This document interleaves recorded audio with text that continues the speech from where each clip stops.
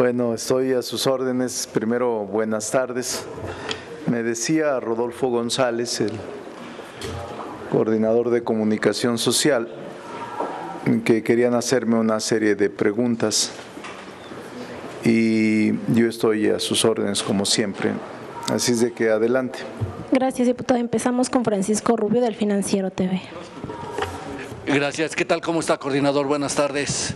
Rodolfo, gracias. Me gustaría saber, hoy se cumple justamente un mes del descarrilamiento del tren interoceánico. En estos momentos o en unos minutos más, la Fiscalía General de la República va a dar algunos avances de estas investigaciones, pero también están ya la demanda de que vengan aquí a la Cámara de Diputados a comparecer los responsables de esta obra.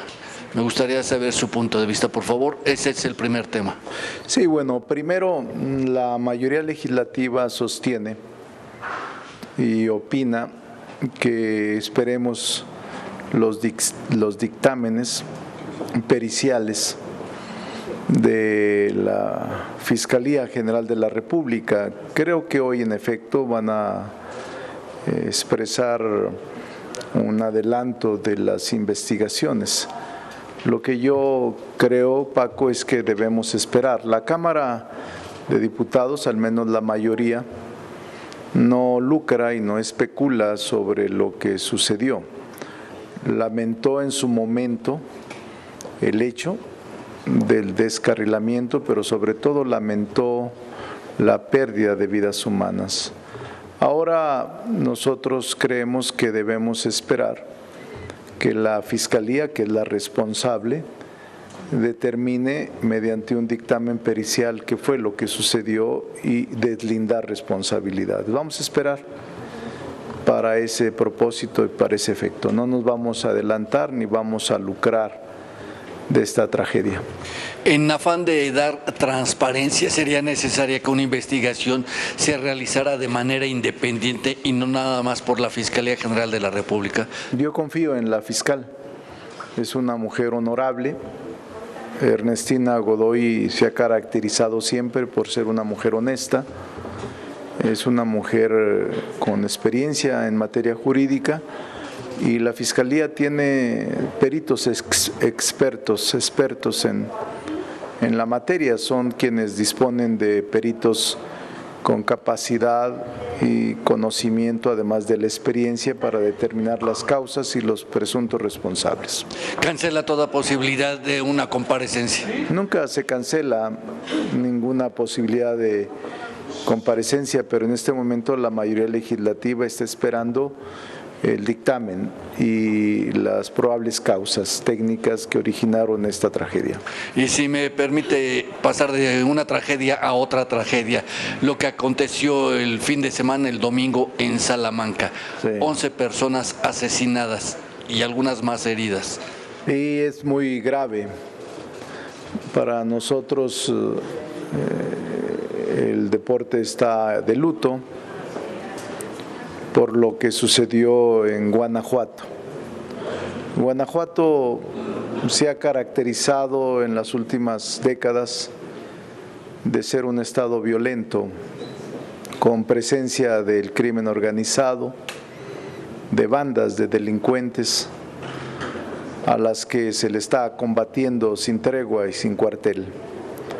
Guanajuato se enraizaron desde hace ya 2 décadas o más estas bandas en torno al huachicol, en torno a delitos de tráfico de drogas, de fentanilo, de robo de combustible y otros, y aún existen estas disputas que provocan estos acontecimientos trágicos. Yo confío en el secretario de Seguridad Pública, Omar García Harfuch, en el Gabinete de Seguridad Pública que lo compone la Secretaría de la Defensa, la Secretaría de Marina, la Secretaría de Seguridad, las Fiscalías, incluyendo la General de la República, para que en este estado de Guanajuato se realicen pesquisas, se actúe con toda energía para que con rapidez tengamos a los responsables de esta, en efecto, tragedia que enlutó y que enluta al deporte mexicano. Gracias. Gracias, Paco. Siguiente pregunta, Claudia Telles del IMER. Buenas tardes.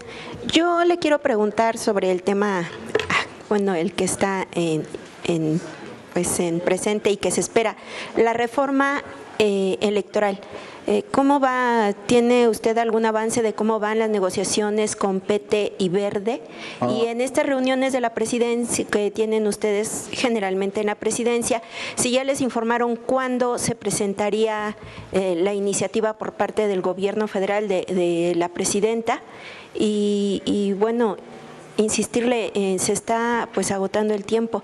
Sí. Y una tercera es, ¿qué llamado le haría al nuevo Poder Judicial que surgió porque ya no se quería un Poder Judicial con dispendios, con ministros ricos y con gastos excesivos, y vemos que tienen muy poquito tiempo en el cargo y muy poca productividad, pero sí grandes gastos y grandes beneficios? Gracias. Sí, Claudia. Bueno, primero sobre la reforma electoral. Está avanzando el trabajo en la negociación política que se lleva a cabo en la Secretaría de Gobernación con la secretaria Rosa Isela. Estoy enterado que ha habido reuniones de manera reiterada con el PT y el Partido Verde, así como con Morena en las últimas 2 semanas.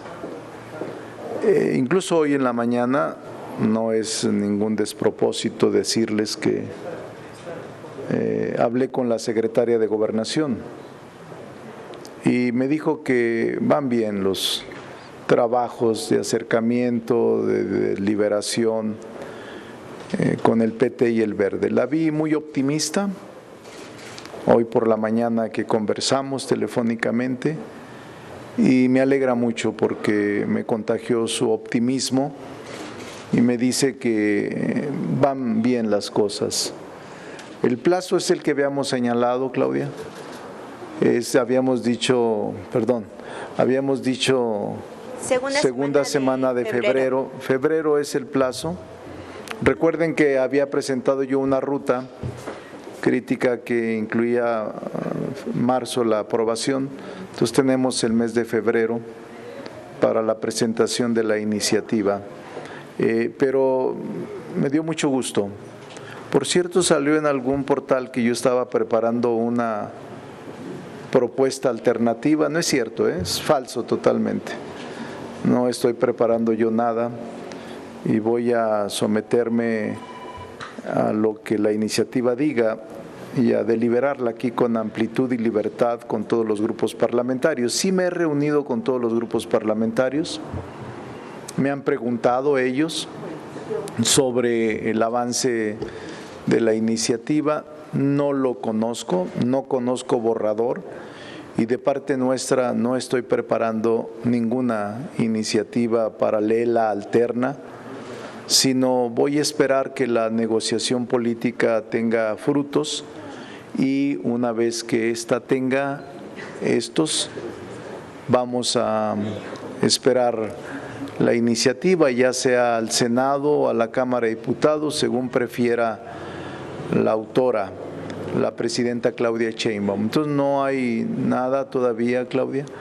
Estamos a 2 semanas de que concluye el plazo que había comentado la presidenta Claudia Sheinbaum y espero pacientemente que lleven a cabo feliz términos una buena propuesta de iniciativa acordada y consensada entre los miembros de la coalición PT Verde Morena. ¿No hay riesgo de ruptura, por ejemplo, con el PT después de que Luis Armando Melgar pues dice que no van a votar una reforma que busca un partido único? No, no hay ninguna posibilidad de ruptura. Estamos claros en que lo que vayamos a consensar es lo que vamos a presentar aquí en el Congreso de la Unión. Y el llamado a los ministros. En este punto yo quiero expresar, como lo hice la semana pasada, creo que la reconsideración hecha por las ministras y los ministros de no adquirir y no disponer de estos vehículos blindados es oportuna y fue conveniente, fue correcta. Para mí la decisión que tomó los ministros de la Corte es importante. Y también decirles que con la nueva Corte se acabaron los privilegios. Hoy la presidenta de la República, Claudia Sheinbaum, expuso de manera muy clara los 120 y tantos, parte de los 128 privilegios que tenían los ministros de la Corte anteriores, de los cuales la mayoría de esos privilegios ha desaparecido. El hecho de que hayan reconsiderado habla bien de ellos y creo que la población nos está observando, a todos y a todas. Nosotros tenemos la responsabilidad y la obligación de actuar con apego estricto a la ley, pero también con apego estricto a nuestros principios. Nadie puede vulnerarlos y aquel que lo haga me parece que está equivocado. Los que estamos participando en el movimiento tenemos que procurar cumplir con los postulados y principios que establece Morena. Y creo además que lo que hicieron los ministros de la Corte fue correcto y que todos tenemos que cuidar que la población se sienta con confianza frente a nosotros. Los que hemos cometido en algún momento algún acto que no va con el parecer de nuestro movimiento, tenemos que reconsiderar y rectificar. Y en este caso a mí me parece que lo que hizo el cuerpo de ministros y ministras de la Corte fue correcto y fue conveniente y oportuno, Claudia. Siguiente pregunta. ¿Los ministros ya son del movimiento? No, me refiero a como movimiento en el país es nuestra exigencia. La austeridad no es solo para los miembros de Morena, la austeridad es para todo el gobierno y en el gobierno hay de distintos partidos. Ahí no se obliga ni se pide carta credencial o militancia para incorporarse al gobierno. En el gobierno hay militantes de todos los partidos o gente sin partido, libres pensadores, pero nosotros como movimiento avalamos y aplaudimos el que la Corte haya rectificado, que haya reconsiderado en este tipo de vehículos para hacer uso de ellos. Y como movimiento exigimos que todos los que manejen recursos públicos, sin importar su militancia partidista, tengan la obligación de cumplir con estos postulados y principios. Nosotros tenemos que hacerlo también en la Cámara de Diputados y en la Cámara de Senadores. Y los que nos hemos equivocado, somos humanos, tenemos que rectificar y cuidar, no desviar el camino por el cual estamos luchando la mayor parte de mexicanos y mexicanas. Siguiente pregunta, Maxi Peláez de TV Azteca. Milagro, diputado, que se deja ver. ¿Cómo? ¿Que vengo todos los días? Pero aquí estoy todos los días. Después del escándalo de las camionetas, ¿no habló? Pero aquí estuve todos los días. Vine el viernes, cuando yo declaré fue el miércoles, estuve el jueves, el viernes y el sábado aquí en la Cámara de Diputados. Hoy fue cuando me dijo Rodolfo que querían hablar conmigo y aquí estoy, pero ayer ni sus luces y aquí estuve. Dice, no. Aquí estuve y estuve desde temprano aquí. Es más, recibí antes al embajador ahora, lo recibí antes en la oficina como a las 10:30 rumbo a su ceremonia de protesta. Entonces estuve todo el día ayer aquí, Maxi, pero ustedes brillaron por su ausencia. Es que teníamos casa llena. No, no es cierto. Tenían casa llena y tenían otras prioridades, porque creo que hasta mi No, no es compañero senador Adán Augusto aquí estuvo y tuvieron mucha nota. Yo leí que tuvieron bastantes notas ayer. Entonces no era solicitado ayer, pero ahora que no hay notas, sí soy solicitado. Ahora que no tiene ni la permanente ni nada, entonces Ya sí soy llegará el solicitado. periodo de sesiones. Pero aquí estoy de buen humor siempre, no hay ningún problema. Gracias. Diputado, ¿ya no se siente preocupado entonces por esta compra millonaria de las camionetas de los ministros? Porque usted había señalado que le preocupaba eso, ¿no? Sí, recuerde que ahí está la declaración. Yo comenté que era preocupante que actos así pudieran generar no solo descontento social, sino desconfianza en la ciudadanía por ese tipo de actos. No, sigo pensando que esa preocupación por la adquisición de vehículos de ese tipo ha dejado de ser una preocupación, pero sigo preocupado porque todos, aunque no sean de Morena, respetemos el principio que es constitucional, el de la austeridad republicana. Diputado, ¿usted cree que ahora están más en una caja de cristal por el discurso con el que llegaron de la austeridad? Porque sin duda el dar marcha atrás al uso o compra de estas camionetas fue por la presión social. Sí, yo percibo, Maxi, lo digo con toda responsabilidad, que la participación ciudadana, el despertar que generó el movimiento al que pertenecemos, ahora nos hace situarnos en una caja de cristal, en efecto. Somos más susceptibles de críticas frente a errores o excesos, y la población está más vigilante del comportamiento de su clase política y de sus servidores públicos. Hoy más que nunca, Maxi, hay señalamientos de cualquier tipo de desviación, exceso o error.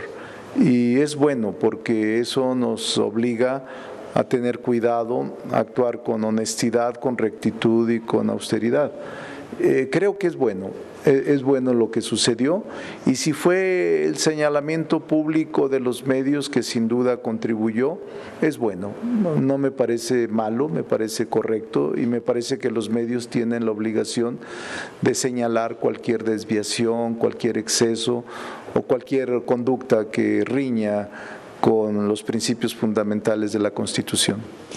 Y otra pregunta que yo tengo es que si ¿no les prende las alertas lo que sucedió en la consulta de revocación de mandato en Oaxaca? Porque digo, el que por un pelito no haya sido vinculante, ¿no les prende las alertas en Morena?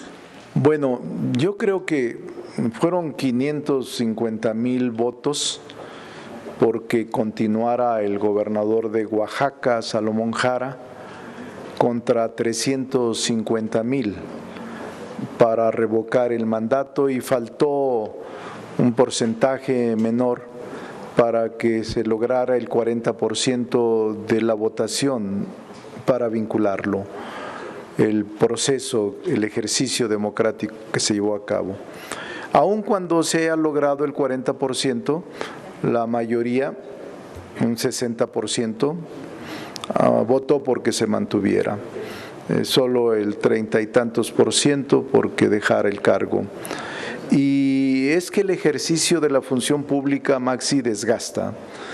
Y aquí se agregó también un ejercicio en donde tuvieron una participación muy activa quienes con nosotros actuaron como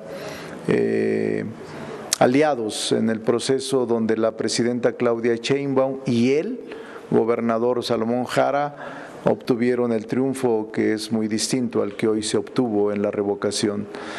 El PT actuó, como ya lo dijo el propio gobernador, prácticamente como un opositor, promoviendo la revocación de mandato. Y sí nos pone en alerta. Al menos yo, de manera personal, como dirigente político, lo que creo debemos hacer es conciliar en Oaxaca, buscar caminos de entendimiento entre Morena y el PT, y que esto no se suscite, no se presente en los procesos constitucionales que pondrían en riesgo la mayoría de los votos en favor del movimiento. Sí, es conveniente no separarnos ni alejarnos de la lección que nos dieron los ciudadanos en Oaxaca, un porcentaje importante, 350,000, y en donde en algunas ciudades obtuvieron mayoría la revocación. Sí es conveniente no evadirlo y no simplemente pensar que fue un ejercicio más. Y a los propios gobernantes también es una llamada de atención, de decir qué me está pasando, qué estoy haciendo. Yo creo que hace falta un ejercicio de reflexión y de búsqueda de conciliación, de búsqueda de acuerdos, de búsqueda de consensos entre la población, las organizaciones y el gobierno, es lo que creo, Maxi. Oiga, y precisamente en esta relación con el PT, usted decía que estaba de acuerdo en que el mismo PT y el Verde estuvieran participando en la redacción de esta iniciativa de reforma electoral. Mi pregunta va, usted está muy optimista por lo que le dijo la secretaria. ¿Eso quiere decir que habrá reforma? Yo estoy optimista porque haya reforma, pero también soy muy realista. Yo atiendo la matemática parlamentaria. Si no tenemos al PT y al Verde, no tenemos reforma constitucional. Si no tenemos uno de los dos, no hay reforma constitucional. Es muy claro, y por eso el ejercicio, este trabajo, esta labor que está realizando la secretaria Rosa Isela es encomiable, porque está intentando buscar los caminos de entendimiento y construir la iniciativa con el PT, con el Verde y con Morena. Y si no, de lo contrario, no habría posibilidades. Atendiendo la matemática parlamentaria estricta, todo mundo... Atendiendo esta matemática, entonces, Morena estaría dispuesta a que se enterrara la posibilidad de reducir los pluris y el financiamiento. Se está viendo, Maxi, no conozco los detalles porque no participo de las reuniones. Nosotros no hemos sido invitados a participar en estas reuniones, en donde solo está sentado en la mesa de negociación el PT, el Verde y Morena, y creo que están reuniéndose por separado para después intentar hacerlo conjuntamente. Pero yo felicito a la secretaria Rosa Isela de este esfuerzo que está llevando a cabo y me muestro optimista porque sí haya una iniciativa consensada entre los tres. Siguiente pregunta, Enrique Méndez, de La Jornada. Buenas tardes, diputado. A principios del mes usted había dicho que se iba a reunir para este mismo propósito con los coordinadores del Verde y del PT. Ahora, con lo que nos dice después de la llamada con la secretaria de Gobernación, ¿toda esta negociación política previa se trasladó a Gobernación o se mantiene el canal que usted dijo que iba a abrir con sus contrapartes en esos partidos? Sí, Enrique, yo sigo hablando con ellos, pero obviamente ya subordinado a la presentación de la iniciativa y pendiente de lo que acuerden los tres partidos en Gobernación, que serán estos los que sean plasmados en la iniciativa que nos llegue. Yo estoy esperando el momento procesal oportuno, una vez que llegue la iniciativa. Y una vez que llegue la iniciativa, si llegara a la Cámara de Diputados, haremos una discusión amplia con todos los grupos parlamentarios sin exclusión. Vamos a convocar a todos y vamos a intentar construir un consenso amplio. Siempre ha sido así en las últimas reformas, desde el 77, después de la de Reyes Heroles, las reformas electorales posteriores han sido con la participación de todos los partidos y no creo que ahora sea la excepción. al menos eso yo pienso, que deberían estar todos acudiendo a estos foros y a este consenso de construcción o a esta construcción de consensos para la reforma electoral. Y de lo que ha conversado con los coordinadores, ¿le han dado algún punto de flexibilidad sobre el eventual contenido? Ya ve que ha habido... He hablado con varios, con los coordinadores, he hablado con el PT y el Verde, y me han dicho que han estado conversando con la secretaria Rosa Isela en muy buenos términos. Me han dicho que muy amable, que con cortesía política, y que están intentando acercarse en los puntos que se les plantea y también expresar con claridad en donde no están de acuerdo. Es parte de lo que siempre se hace en ejercicios tan complejos como este, el de la reforma electoral. Entonces yo espero que haya resultados, pero en este momento en la Cámara de Diputados no estamos haciendo nada en torno a la reforma electoral. Estamos esperando la iniciativa.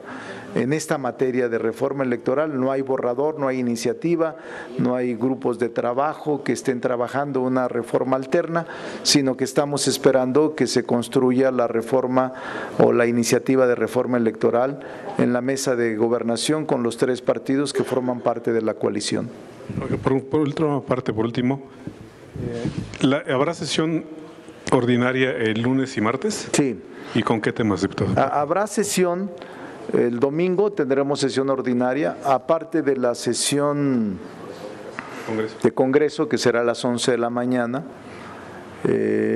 Como ustedes lo saben, se sesiona de manera conjunta con el Senado de la República, pero una vez concluido la apertura, el acto formal, vamos a celebrar sesión ordinaria, Enrique, de una vez, el domingo. ¿Con qué temas?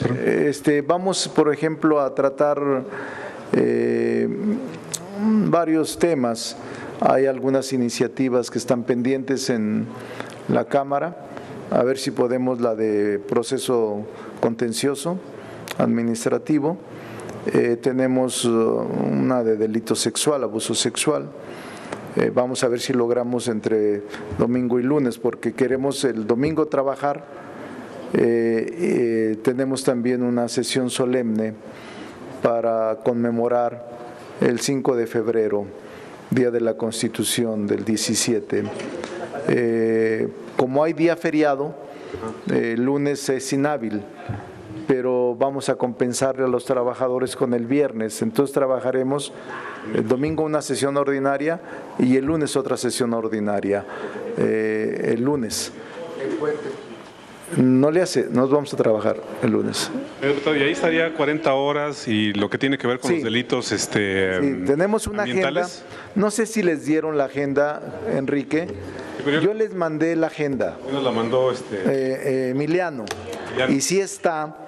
Miren, la agenda es Ley Federal del procedimiento contencioso administrativo, ley para impulsar el incremento sostenido de la productividad y la competitividad de la economía social, reformas al Código Penal en materia de abuso sexual, reformas al Código Penal Federal en materia de delitos contra el ambiente y la gestión ambiental, el Código Federal de Procedimientos Penales y Delincuencia Organizada. Obviamente lo que tú dices, reforma laboral, que está la iniciativa en el Senado, pero que estaremos esperándola, reforma a la Ley Federal de Protección a la Propiedad Industrial en materia de transparencia tecnológica y para simplificar el proceso de protección de patentes y registros. Y hay unas reformas pendientes, iniciativas pendientes de ser remitidas, que son una ley, Enrique, creo que tú la sacaste, no sé si alguien de la jornada, la de migración. Es una nueva ley la que se plantea, por supuesto, sí, ley de migración, por supuesto que revoca, más bien deroga, no es revoca, deroga la ley migración, la ley migratoria actual. Es una ley como de 250 artículos, muy completa. Hoy la estoy revisando apenas, un proyecto, no nos ha llegado de manera formal, pero conozco parte del borrador. Hay otra iniciativa que no nos ha llegado, estas son pendientes, Enrique, La Ley General de Derechos de los Pueblos Indígenas y Afromexicanos también no nos ha llegado, pero se nos ha anunciado.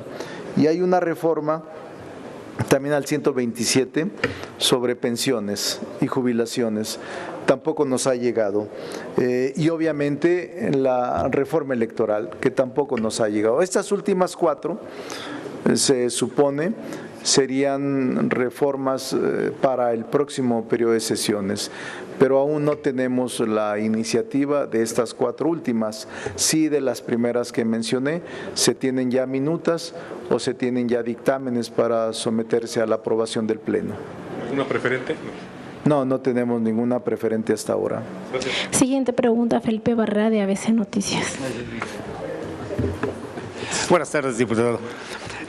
Hoy la presidenta Claudia Sheinbaum, diputado, hablaba de que próximamente ya va a publicar en el Diario Oficial de la Federación la ley de salarios para los funcionarios, pero dice que está en espera de que el Congreso envíe el reglamento. ¿Esto ya lo tienen contemplado ustedes? ¿Será próximamente para reglamentar bien esta ley? Sí, evidentemente estábamos esperando, primero hay que esperar la conclusión del proceso, está en el Senado, es una reforma constitucional, Víctor, y obviamente pasa por todos los congresos. Felipe. Creo que ya se concluyó el proceso, ahora una vez que se concluya el Senado y la Cámara de Diputados declaran el cómputo, la constitucionalidad del cómputo, que sean 16+1, cuando menos, las legislaturas locales que lo aprueben, y luego se publica en el Diario Oficial de la Federación para su promulgación. Una vez hecho eso, se elabora el reglamento en el Ejecutivo. El reglamento es una facultad del Ejecutivo. Las leyes reglamentarias, leyes ordinarias, leyes federales son facultad del Congreso de la Unión, pero el reglamento para la aplicación es una facultad del Ejecutivo. Ahora, en el tema de las 40 horas, diputado, ¿cuáles son los obstáculos? ¿Por qué no ha avanzado esto si la propuesta ya tiene mucho tiempo y hay resistencias todavía? Incluso ya ahora partidos de oposición ofrecen sus votos, pero que se avance ya en el... No hay resistencia. Nosotros hemos expresado nuestro beneplácito por la iniciativa que presentó la presidenta Claudia Sheinbaum. Está en la Comisión de Trabajo y Previsión Social, en la Cámara de Senadores, ahí se envió el turno de la presidenta de la Cámara de Senadores una vez que llegó la iniciativa al Senado, y están por dictaminar, Víctor. Estamos esperando que nos llegue la minuta y nosotros actuaremos de manera rápida para aprobarla. La mayoría legislativa, no hablo por la oposición. Gracias, diputado. Soy Felipe Barrera. Sí, Felipe, es que es lunes. No es martes. Siguiente pregunta, Margarita Nicolás de Cadena Raza. Es que usted dijo Víctor y es Felipe. Reclámele a la señorita. Yo soy Felipe. No, sí, yo sé. Felipe, Dios te perdone. Así se llamaba mi papá, te lo he dicho, Felipe, por eso no se me olvida. Y le gustaba el hijo desobediente también. ¿Ya? Sí, adelante. Gracias. Diputado, sobre la reforma, hay ya por ahí algunas voces que están diciendo que aún cuando llegara precisamente la iniciativa en la próxima, en la segunda semana de febrero, pues no habría prisa por sacarla pronto, porque finalmente al gobierno o al partido Morena no tiene prisa, porque esta pudiera bien no aplicarse en este 2027, sino hasta el 2030. Por eso quiere que salga pues unificada con todos los partidos que integran esta coalición. Sí. Morena, PT y Verde Ecologista. Entonces que pues sí tendrían suficiente tiempo para analizarla y no precisamente que saliera antes cuando termine el periodo que inicia el próximo domingo. Entonces que no es tan urgente porque la quieren aplicar en el 2030, no en el 2027. Esa es una. La segunda se refiere a lo que sucedió ahí en Salamanca. Entre los asesinos se dice que había 2 guardias de seguridad privada. También se sabe que se está negociando una ley para que puedan meter en un catálogo a todas las empresas que son de seguridad privada, a fin de que puedan tener un control de quienes integran estas corporaciones, que incluso también hay datos de que son 400,000 armas que no se tienen registradas y que las utilizan estos grupos, estas casas de seguridad. Si sabes cómo va el avance en esta, porque hay pláticas para hacer esta ley, cómo van estas conversaciones y quiénes están participando. Primero estas 2 y luego otra. Bueno, primero no estoy enterado, no sé de quién sea la fuente, de que no es urgente la reforma electoral y de que se trasladaría al 2030. No tengo conocimiento, Margarita. Sí, no tengo conocimiento. Lo que yo tengo conocimiento es que se intenta construir la reforma para la aplicación inmediata, por eso es el plazo que nos está presionando, porque son, si mal no recuerdo, 90 días antes de iniciar el proceso. Tendríamos que tenerla 90 días antes, toda la reforma constitucional y la reforma legal. Pero bueno, no se descarta nada. Hasta este momento lo que se está haciendo es intentar tenerla para el mes de febrero, la iniciativa, y empezar a trabajar en las 2 cámaras para su aprobación, una vez que sea consensada por la mayoría calificada y también por la oposición. En cuanto a Salamanca, es lamentable lo que sucedió ahí. Yo espero las averiguaciones, confío mucho en el Gabinete de Seguridad.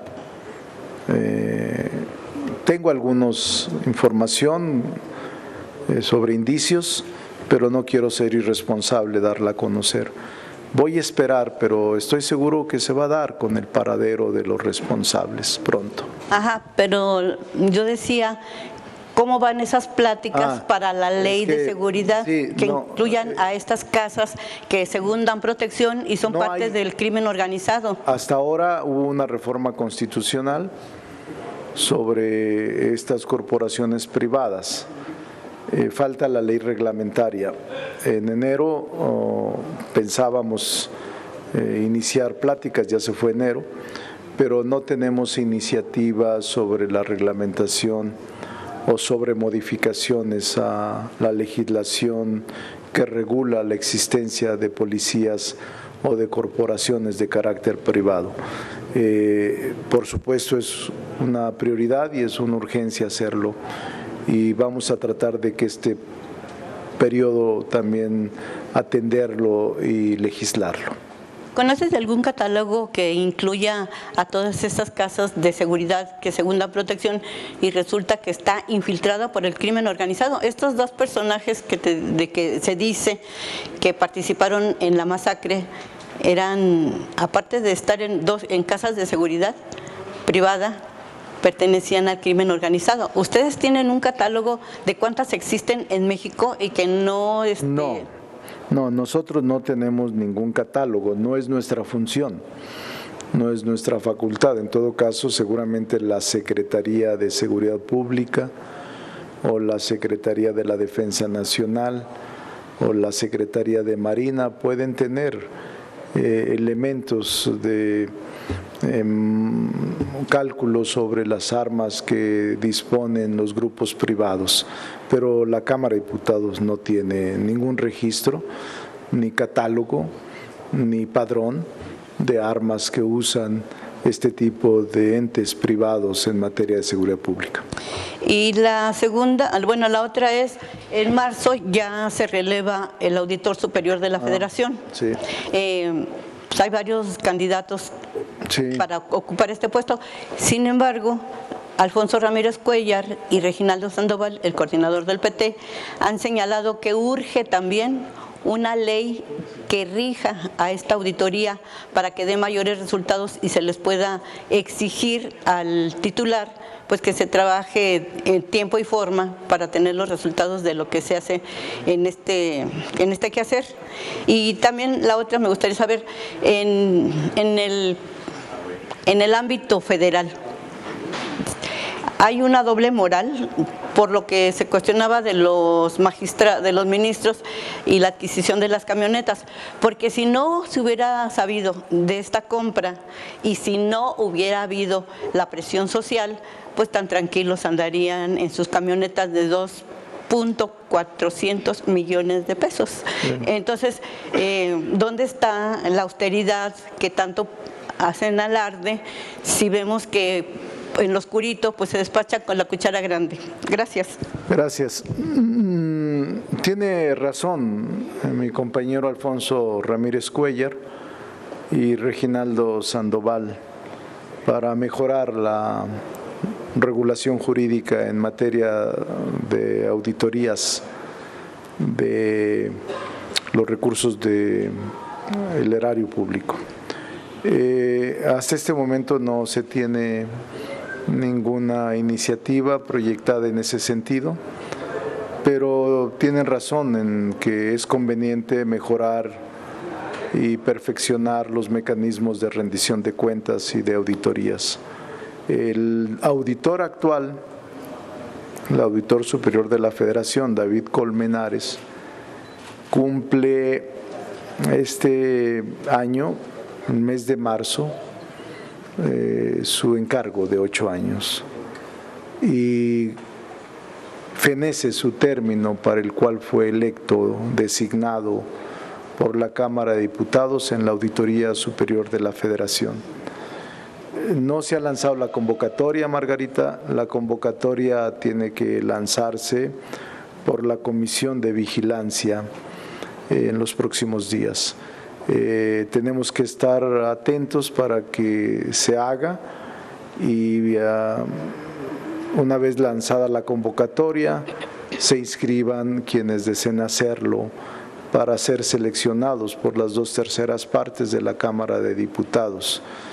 Va a ser un ejercicio interesante y yo entiendo que se van a inscribir un buen número de ciudadanos, hombres y mujeres que desean participar en esta tarea tan encomiable y tan importante que es la auditoría de los recursos públicos. Entonces vamos a esperar, pero es marzo la fecha clave y yo espero que la convocatoria se esté lanzando en el mes de febrero, segunda semana de febrero, más o menos, Margarita. ¿La doble moral? La doble moral, yo creo que los ministros de la Corte actuaron a tiempo, oportunamente, porque rectificaron y porque reconsideraron. Ya no tenemos los excesos de la Corte anterior. Hoy la presidenta los dio a conocer. Era impresionante que hasta los temas de la casa se pagaban del erario público. Eso ya no existe. Y me parece que se ha avanzado, pero luego ya no se recuerda lo que a nosotros nos motivó modificar la Constitución para suprimir esa corte de privilegios. Yo confío mucho en que van a actuar a la altura de las circunstancias los miembros del Poder Judicial electos de manera universal por vez primera en la historia del país. La siguiente pregunta es enviada del reportero José Gerardo Mejía de Latinos y la pregunta es: ¿por qué la presidenta justifica los gastos de la Corte si se supone que es un poder autónomo, si se votó para que tuviera mayor autonomía? José Gerardo, es una opinión de la presidenta que yo comparto y coincido. El hecho de que la presidenta de la República haya recordado los excesos de la Corte anterior sitúa perfectamente en un plano de análisis y reflexión, porque nosotros dimos paso a una corte distinta a la que ya no aguantaba el país. Y creo que está en proceso de análisis y revisión de sus actuaciones. Y a mí me alegra que haya rectificado y que haya corregido este acto de la compra de los vehículos. Siguiente pregunta, Javier Divani, hoja de ruta. ¿Qué tal, diputado? ¿Cómo estás?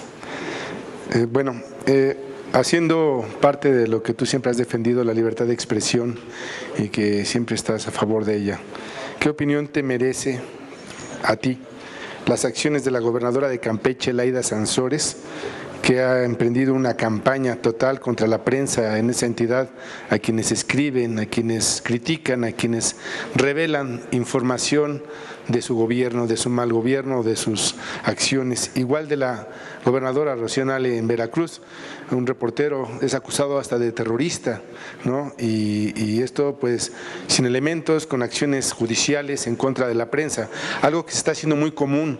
Vemos en este gobierno, en algunos gobiernos, pues el ataque a la prensa, a los medios de comunicación, o simplemente ignoran la propia información. Sí. Si no les parece, pues los atacan o les buscan cualquier hecho para encarcelarlos o atacarlos o golpearlos, o simplemente hasta los han asesinado. Gracias. Y un comentario nada más respecto a lo que comentabas de las empresas estas de seguridad. Me imagino que aquí en la Cámara, aunque no son responsables de tener toda esa información, podrían tener algo de información de la Secretaría de Seguridad para poder legislar ahora que pretenden hacer una ley. ¿Por qué? Porque sí, no sé en qué medida Gobernación da los permisos, y hubo un tiempo en que se generaron permisos a diestra y siniestra para este tipo de empresas. Sí, gracias. Normalmente cuando se presenta la iniciativa de modificación o de creación de una nueva ley, lo acompañan con una exposición de motivos y con esta información que tú dices, pero es buena intervención. Yo incluso voy a tratar de obtenerla por la vía oficial, que es una buena información para saber el tamaño del problema que estamos enfrentando. Y sobre la libertad de expresión, te puedo decir que yo soy demócrata y defiendo la libertad de expresión. Todos los gobiernos que se dicen demócratas tienen que defender la libertad de expresión, la libertad de manifestación de ideas, la libertad de imprenta, la libertad de reunión, la libertad de asociación. Son garantías individuales que no se pueden socavar o conculcar.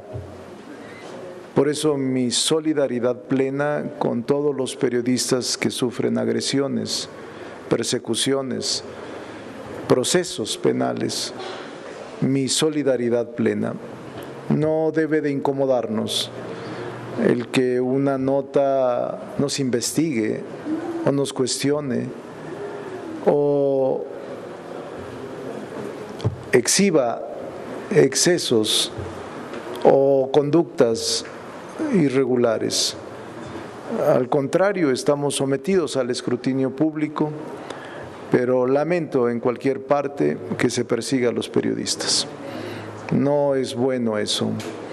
Y lo que sea en Campeche, o en Veracruz, o en Zacatecas, o en San Luis Potosí, o en Jalisco, o en la Ciudad de México, o en Guanajuato, en cualquier parte del país, todos debemos respetar la libertad de expresión, la libertad de imprenta, la libertad de reunión, la libertad de manifestación, la libertad de tránsito.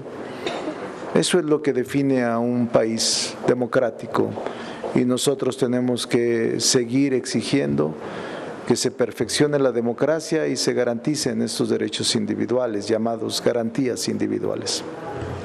Última pregunta de Nancy Rodríguez de Oro Sólido. Gracias. Gracias, presidente.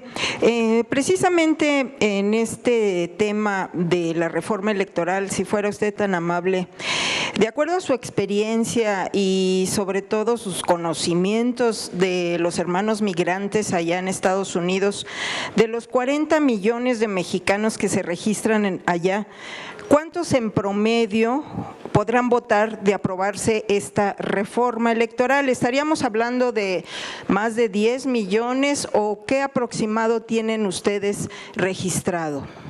Nancy, hay un capítulo especial que yo estoy enterado del voto de los mexicanos en el extranjero que ahora se está discutiendo. Las cifras de mexicanos radicados en el extranjero son diversas, son distintas. Hablan desde 30 o 40 millones hasta 10 o 15 los que tengan derecho a votar, aunque la última elección votaron 180,000. Por los obstáculos, por la falta de apertura, por la falta de mesas para depositar el voto, lo que sea, pero sí es un tema que se está tratando y que no estoy enterado del nivel ni de tampoco los alcances de acuerdos que hayan tenido en los últimos días. Pero sí estaríamos hablando de millones de mexicanos que van a poder votar. Sí, seguramente que sí. Ok. En este mismo tema, presidente, hace unos días la doctora Claudia Sheinbaum ahí en la mañanera comentó que no sabía de cierto si todavía estaban amparados algunos de los consejeros del INE para seguir ganando más que la presidenta. ¿Usted nos puede aclarar en qué va esos amparos? No, porque solamente el Poder Judicial puede decirlo. Yo no. Pero sí están amparados. Creo que sí. Estos miembros del servicio público y algunos otros. Pero el que puede cerciorarse o el que puede expresar con veracidad la información es el Poder Judicial de la Federación. Ok. Bueno, son muchos temas, pero ya nada más por último, con el presidente López Obrador, presidente Monreal, en el plan A iba esta reforma, una reforma electoral para que pudieran nuestros hermanos migrantes votar. El PRI y el PAN votaron en contra y ni siquiera se tomaron la molestia para dar una disculpa o una explicación a los hermanos migrantes. En el plan B también iba esa reforma electoral con la posibilidad de que nuestros hermanos migrantes votaran. Tampoco, nunca se dirigieron hacia ellos, a pesar de que votaron en contra, hasta la Suprema Corte de ese entonces votó también en contra y ni siquiera una explicación a los millones de mexicanos allá en Estados Unidos. ¿Usted podría darles algún, no sé, voto de esperanza, algún mensaje a los millones de mexicanos que están ahorita y que van a escuchar esta conferencia? Yo les diría que hay un capítulo que se está discutiendo con los tres partidos, pero es una reforma constitucional que requiere mayoría calificada. Si me dice mi opinión personal, yo le diría estoy de acuerdo con darles derechos amplios a los mexicanos radicados en el exterior.